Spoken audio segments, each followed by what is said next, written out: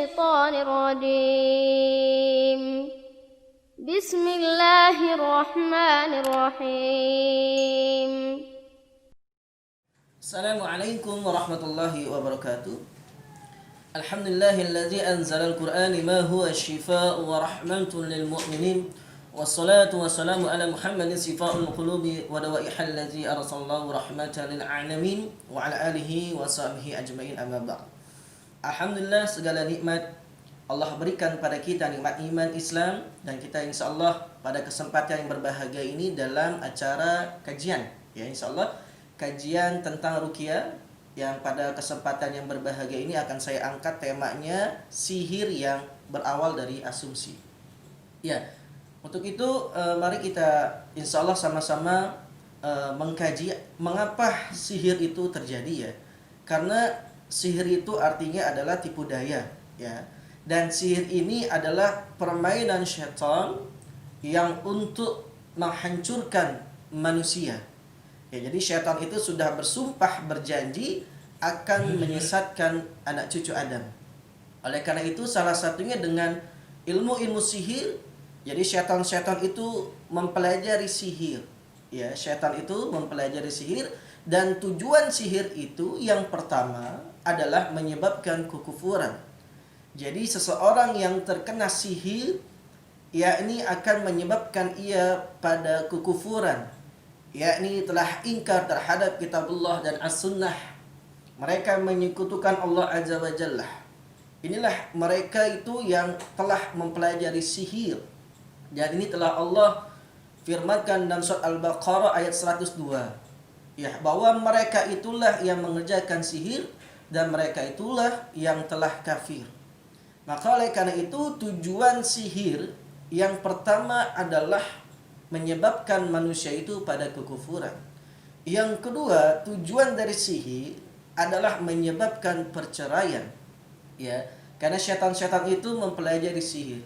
Fa yata'allamuna minhuma ma yufarriquna bihi bainal mar'i wa zawjihi. Dan sihir-sihir mereka itulah dapat mencerai-beraikan pasangan suami dan istri, orang tua dan anak, saudara dengan saudara. Ini tujuan sihir. Yang kedua yakni perceraian. Lalu yang ketiga, tujuan dari sihir adalah fitnah.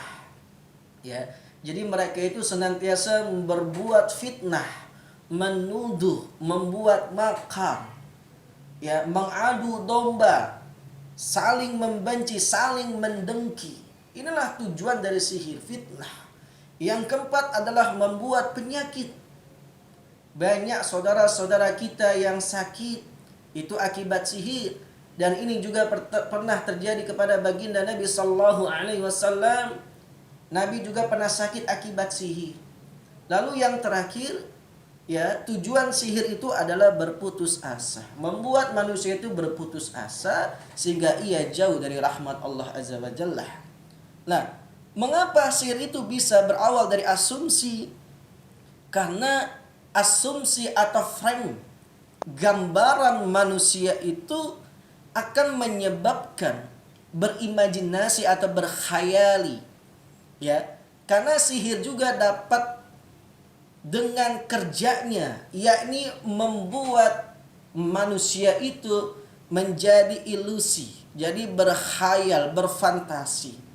Ya, kalau kita melihat dan mengutip dalam kitab Madarijus Salihin, ya, yang dikarang oleh Ibnu Qayyim Al-Jauziyah, menjelaskan tentang seseorang yang mengalami ilusi karena asumsi, karena frame.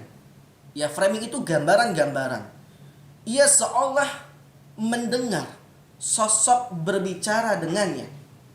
Juga seseorang yang seolah melihat sosok yang muncul di hadapannya. Lalu ia bersumpah bahwa ia telah melihat.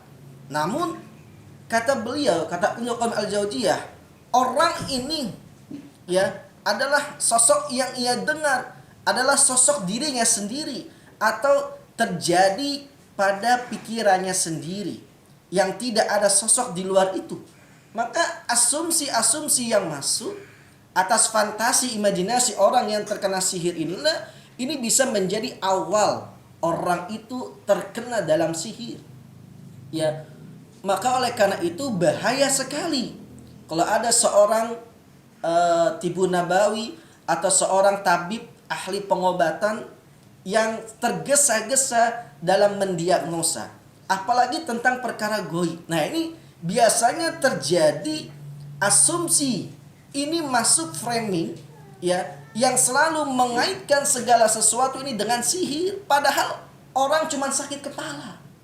Ya, karena dia pergi ke dukun, dia pergi ke paranormal, ya, dia pergi ke ahli supranatural, sehingga dengan penerawangan dukun ini ada asumsi dia bahwa dia ada yang nyantet, bahwa ia ada yang menyihirnya, sehingga framing ini yang mendapatkan bisikan-bisikan was-was.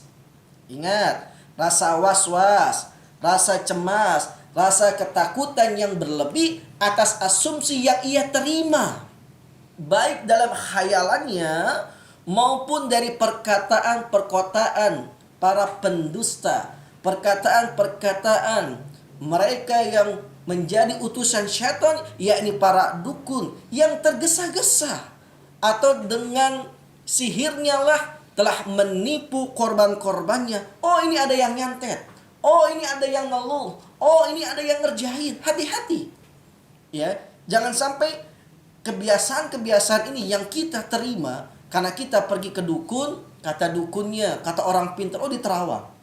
Ingat, asumsi ini bisa masuk yang pertama melalui ru'yah, melalui mimpi. Makanya kalau kita mendapatkan kabar buruk atau al-hulum, mimpi buruk, maka berta'awuz, memohon perlindungan agar tidak terjadi petaka yang menimpa diri kita. Atau kita mendapatkan informasi dari utusan syaitan, yakni para dukun, melalui penerawangannya, sehingga mendapatkan framing, mendapatkan asumsi. Ya, ini banyak terjadi. Ya, padahal rumah tangganya diambang perceraian karena masalah ekonomi. Kata dukunnya, oh ini mah ada yang guna-guna dari mantan suaminya. Ini hati-hati. Asumsi-asumsi inilah yang menyebabkan awal dari sihir. Sehingga apa? Muncul ketakutan, muncul kecemasan, ada rasa prasangka dia untuk menuduh seseorang. Inilah asumsi-asumsi yang termakan oleh omongan para pendusta, ya, oleh para dukun, karena penerawangannya yang tergesa-gesa tentang perkara gaib. Kalau ada seorang dukun yang mengatakan perkara gaib, maka itu adalah dusta dari ucapannya.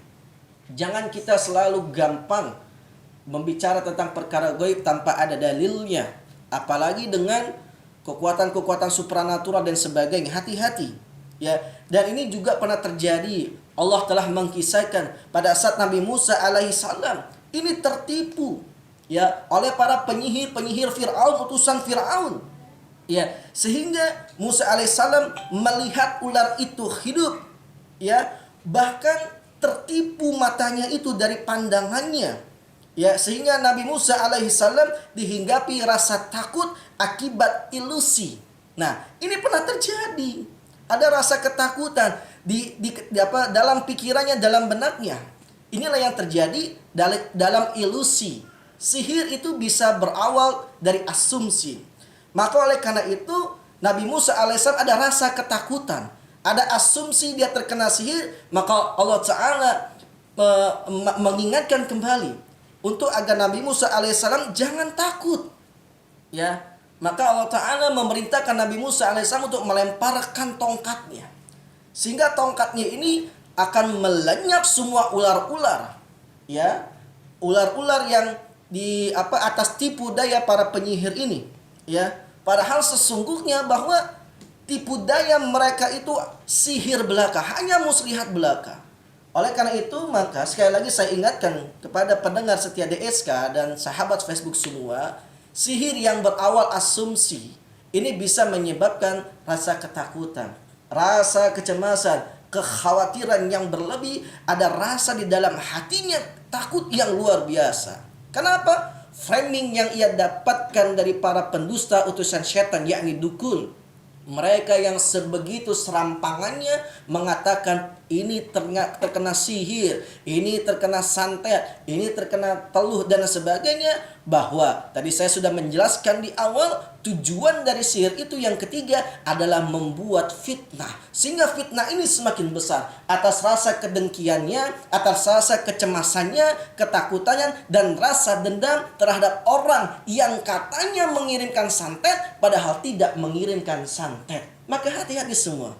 Jangan sampai asumsi-asumsi yang kita dapatkan tentang penyakit-penyakit dalam tubuh kita, mari kita cerna dengan akal kita. Jangan sampai kita tertipu oleh asumsi dan framing sihir itu sendiri sehingga membuat ketakutan di dalam dada kita. Karena setan itu masuk di dalam dada manusia melalui bisikan-bisikan atas ketakutan, rasa ragu, rasa was-was di dalam dadanya sehingga dia tidak yakin akan pertolongan Azza wa Jalla. Wallahu a'lam bissawab. أعوذ بالله من الشيطان الرجيم بسم